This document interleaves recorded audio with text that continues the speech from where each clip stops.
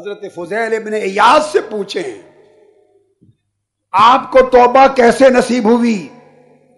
تو فضیل ابن عیاض جواب دیتے ہیں مجھے توبہ یوں نصیب ہوئی کہ میں رہزن تھا، ڈاکو تھا۔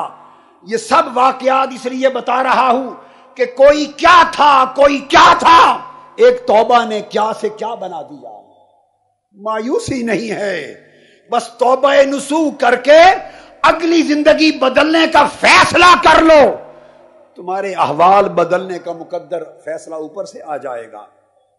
حضرت فضیل ابن عیاض کہتے ہیں میں رہزن تھا، ڈاکو تھا، واردات کرتا تھا، ڈاکہ زنی کرتا تھا۔ مجھے ڈاکہ زنی کے دوران آواز آئی، بلکہ اس سے قبل ڈاکو تو تھا، مگر اسی ڈاکہ زنی راہ زنی کے دوران ایک عورت سے، لڑکی سے محبت ہو گئی، مجازی عشق ہو گیا۔ میں نے اسے کہا رات کو تمہیں دیکھنے آؤں گا، وہ چھت پر آ گئی۔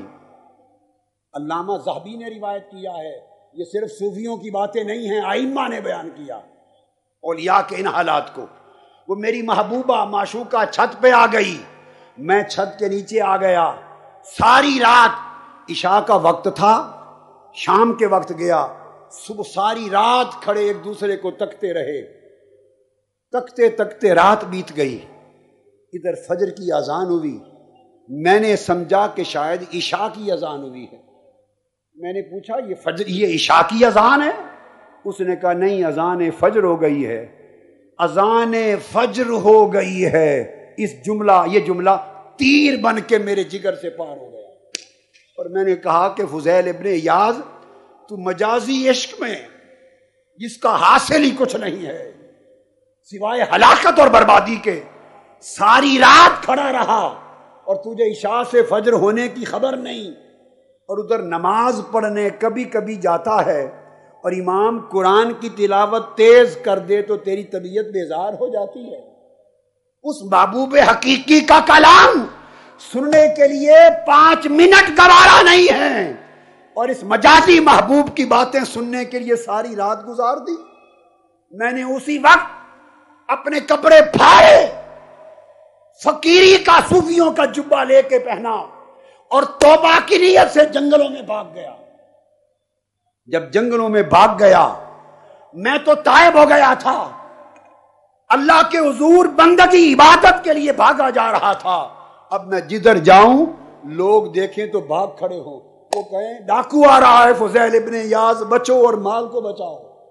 جس قوم اور جس طبقے کے قریب جاؤں لوگ بھاگ جائیں۔ مجھے شرم آئی اور میں نے زمین پر گر پڑا اور میں نے کہا مولا میں اتنا بدکار ہوں، میں توبہ کے لیے دوڑا ہوں صحراؤں جنگلوں میں، مگر تیرے جو بندے دیکھتے ہیں دیکھ کے بھاگ جاتے ہیں کہ ڈاکو آ گیا ہے، کہاں جاؤں؟ دل سے آواز آئی کہ تو بیت اللہ جا۔ فضیل ابن عیاض مکہ گئے اور کعبۃ اللہ کے مجاور بن گئے، مکہ کی وادی میں زندگی بسر کی۔ پھر وہ توبہ کی، وہ عبادت کی کہ اس توبہ اور عبادت کے نتیجے میں حضرت فضیل ابن عیاض پھر ولیوں کے سردار بن گئے۔